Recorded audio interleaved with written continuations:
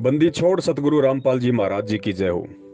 सतसाहिब राजकुमार भगत जी, आप जी कह रहे हैं कि ये जो रामचंद्र जी हैं कानपुर वाले, ये पवन भाई के साथ में जानबूझ के अपनी खुंदक निकाल रहा है और पवन दास की वीडियो को अपने चैनल पे डाल के और उनका दुष्प्रचार कर रहा है। और पवन भगत जी चाहें तो इनको कॉपीराइट स्ट्राइक दे सकते हैं और इनका चैनल 7 दिन के अंदर अंदर बंद हो सकता है।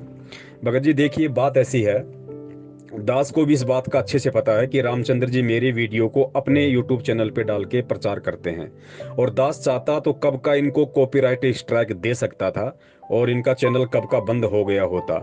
लेकिन भगत जी, ये भक्ति मार्ग है। हमने इस चीज को एडी से चोटी तक पहले समझना पड़ेगा कि हम कहाँ चल रहे हैं, हम किसकी शरण में हैं, हमारा टारगेट क्या है, हमारा मकसद क्या है।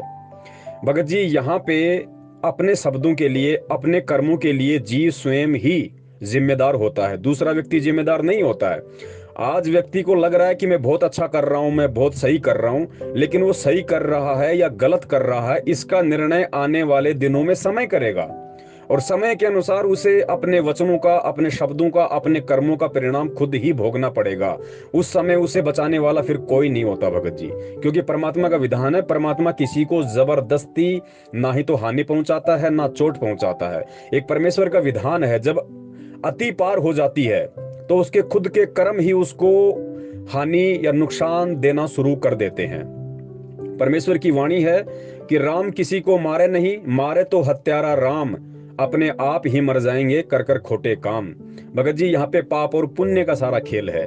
जब तक जीव के पुण्य हैं, चाहे वो कितना ही किसी का बुरा करता रहे, कितना ही दुनिया को ठगता रहे, कितना ही वो कुछ भी बोलता रहे, जब तक उसके पुण्य शेष हैं, उसकी हालत शिशुपाल जैसी होती है।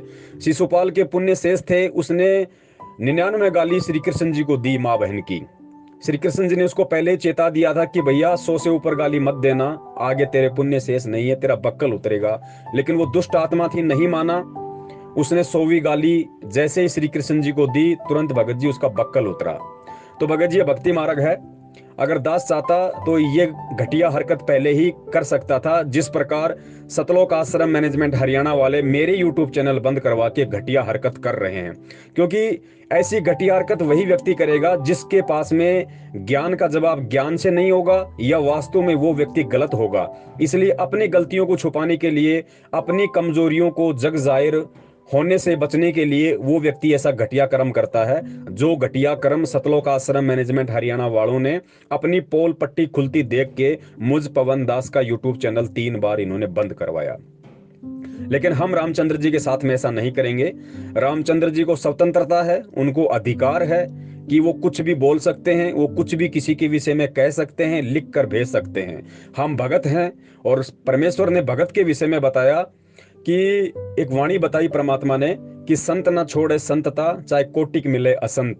संत वही होता है, भगत वही होता है, यदि 100 दुष्ट व्यक्ति भी उसके साथ में लगातार दुष्टता करते रहे तो वो व्यक्ति अपने गुरु के ज्ञान को आधार बना के अपनी हद में रहे, अपनी सीमा में रहे, अपनी लिमिट में रहे। समय आने पर कौन गलत है कौन सही है इसका निर्णय भी हो जाएगा और जो जो उसने कर्म कुकर्म किए हैं उसके परिणाम भी सामने आ जाएंगे। तो भगत जी, रामचंद्र जी कुछ भी करें, उनकी अपनी मर्जी है, उनकी अपनी मौज है। हम उसके चैनल को बंद नहीं करवाएंगे। हाँ, चाहे तो हम करवा सकते हैं, हमारे हाथ की बात है, लेकिन हम नहीं करवाएंगे। क्योंकि भगत जी, संगत को भी पता चलना चाहिए, यदि हम इन चैनलों को बंद करवा देंगे, रामचंद्र जी के चैनल को, तो भगत जी कहीं ना कहीं संगत हमारे को दोषी समझेगी कि भाई ऐसा इन्होंने क्यों किया। ऐसा तो फिर मैनेजमेंट वाले भी कर रहे हैं और पवन दास ने भी वही कर दिया, तो फिर पवन दास में और सतलोक आश्रम मैनेजमेंट वालों में अंतर क्या रह गया। भगत जी, जो परमेश्वर की ज्ञानी आत्मा होगी, जो विवेकी आत्मा होगी, उसके विषय में परमेश्वर कहते हैं कि कहे कबीर सोए जन मेरा, जो नीर खीर का करे निवेरा।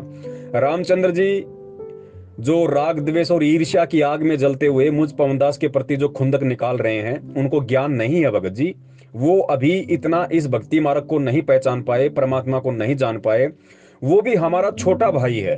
वो हमारे साथ अगर ऐसा घटिया खेल खेलेगा, अगर हमारे वीडियो का उल्टा सीधा तोड़ मरोड़ करके संगत को भ्रमित करने की कोशिश करेगा, तो बड़े भैया वो कुछ भी करे, क्योंकि वो नादान बच्चा है भक्ति मार्ग में। लेकिन हमें तो परमेश्वर ने ज्ञानवान बना रखा है, हमें तो परमेश्वर ने अपने विधान से, अपने संविधान से परिचित करवा रखा है। तो हम वो भला वो गलतियां कैसे कर सकते हैं जो गलतियां रामचंद्र जी कर रहे हैं। तो रामचंद्र जी जो कर रहे हैं वो अपने सोच आधार से, और जैसा उन्होंने परमात्मा के मार्ग को समझा, परमात्मा को समझा, उस आधार से वो अपना कर रहे हैं। लेकिन जग जाहिर है वो अपना समय और अपना भक्ति धन ही बर्बाद कर रहे हैं। और भगत जी, संगत स्वयं ही निर्णय कर लेती है।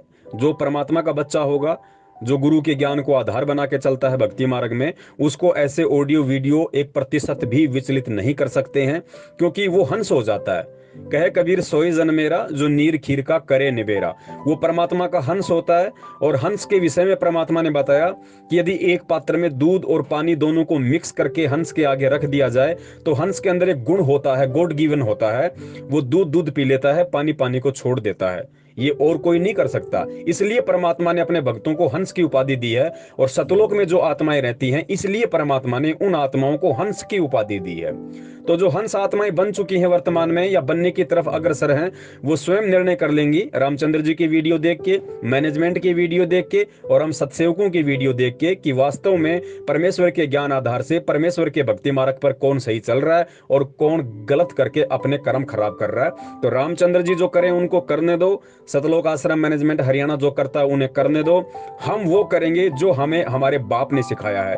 हम उसी राह पे चलेंगे, हम उन्हीं पद चिन्हों पे चलेंगे जिन पद चिन्हों पे हमारा परमात्मा चला है, हमारा गुरुदेव चला है।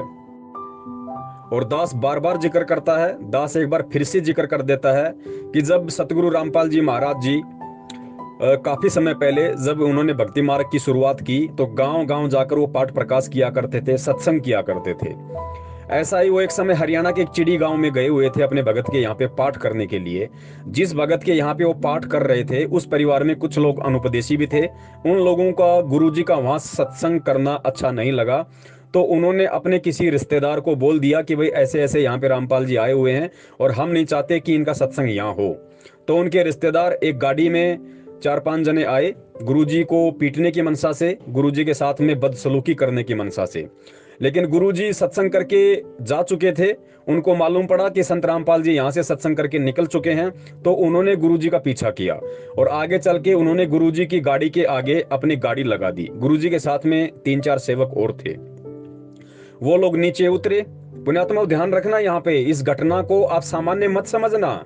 ये आप और ये आप और हमारे लिए, ये घटना हम सभी परमात्मा की आत्माओं के लिए एक बेहद एक मजबूत उदाहरण है कि हमने भी ऐसी परिस्थिति में कैसा व्यवहार करना है, कैसे रहना है, कैसे अपने आप को शांत रखना है, धैर्यशील रखना है। ऐसी परिस्थिति में हमने किस कदर परमात्मा के ज्ञान को आधार बनाना है। पुण्यात्माओं, जैसे ही वो लोग गुरुजी की गाड़ी के आगे गाड़ी लगा के नीचे उतरे और उन्होंने गालियां निकालते हुए उस परमेश्वर को, जो सारी सृष्टि का रचयिता है, जिसके आगे काल भगवान और अक्षर पुरुष भी थर-थर कांपता है, वो 2 कोड़ी का पृथ्वीलोक का प्राणी उस परमात्मा को गाली निकालते हुए नाम लेके माँ बहन की, और उनको गालियां देते हुए उनको नीचे उतरने के लिए बोल रहा है कि बाहर निकलो, बाहर निकलो। परमात्मा बाहर निकले, उनके सेवक भी बाहर आए। ड्राइवर के साथ में उन लोगों ने 2-4 हाथापाई की, थप्पड़ मुक्के मारे। परमात्मा को भी उन्होंने भला बुरा कहा और अंत में उन्होंने इतना धमकाया, इतनी बदसलूकी की। उन लोगों ने उस कबीर परमेश्वर से कहा कि कान पकड़ और उठक बैठक निकाल कि आज के बाद इस गांव में सत्संग करने नहीं आऊंगा। पुण्यात्माओं, विचार करना, अपने मस्तिष्क पे जोर देना। जब सारी सृष्टि का रचनहार कुल मालिक कबीर देव, जिसके एक शब्द से पूरी सृष्टि रची गई, वो कबीर परमात्मा सतगुरु रामपाल जी महाराज जी के रूप में, उसको पता था कि ये भी मेरा ही बच्चा है, लेकिन काल की भांग पिए हुए हैं। परमात्मा ने उस 2 कोड़ी के जीव के आदेश की पालना की और परमात्मा ने कान पकड़ के उठक बैठक निकाली और कहा कि भाई दोबारा इस गांव में सत्संग करने नहीं आऊंगा। पुण्यात्माओं, ये उदाहरण है हमारे लिए कि हमें किस कदर इस भक्ति मार्ग पे उनके ज्ञान को आधार बना के चलना पड़ेगा। जब हम भगत बनेंगे, तब हम हंस की संज्ञा में आएंगे, तब हम सतलोक जानने की तैयारी करने के लायक बनेंगे। हमारी तो औकात ही क्या है, जब सारी सृष्टि का रचनहार ऐसी ऐसी लीलाएं यहाँ पे आप और हमारे लिए कर चुका है। लेकिन हम सत्संग सुनते नहीं, सुनते हैं तो उन पे विचार विमर्श मंथन करते नहीं, चलने की कोशिश करते नहीं। सत्संग सुन लेते हैं, वाणियां सुन लेते हैं, इस कान से सुना उस कान से निकाल दिया। पुण्यात्मा, ऐसे बात नहीं बनेगी। इस तरीके से तो हमने असंख्यों युग बर्बाद कर दिए। लेकिन ये बहुत ही, गुरुदेव कहते हैं ना कि बिल्ली के भाग का तुम्हारा छीका टूटा है। ये दाव असंख्य युगों के बाद लगता है। अब की बार मत चुको परमात्मा, अब की बार ये दाव मत चुको पुण्यात्माओं। बड़ी मुश्किल से भगवान हाथ लगा है। तो पुण्यात्माओं, रामचंद्र जी जो करें उन्हें करने दो, मैनेजमेंट जो करे उन्हें करने दो, अन्य भगत भाई जो उन दोनों से प्रेरित हैं वो जो कुछ करें उन्हें करने दो। हमने उन्हें अपना भाई समझते हुए कि ये लोग काल की भांग ज्यादा पिए हुए हैं, अभी सच्चाई से परिचित नहीं है, जानबूझ के बकवाद कर रहे हैं, तो पुण्यात्माओं हम उनको और ज्यादा ना भड़काएं, वरना हमारे भी कर्म खराब होते हैं। परमेश्वर कहते हैं सुनो सबकी करो मन की। हमने वही करना है जो हमें परमेश्वर ने करने के लिए शिक्षा दी है, सत्संग दिए हैं। बंदी छोड़ सतगुरु रामपाल जी महाराज की जय हो। सत साहिब।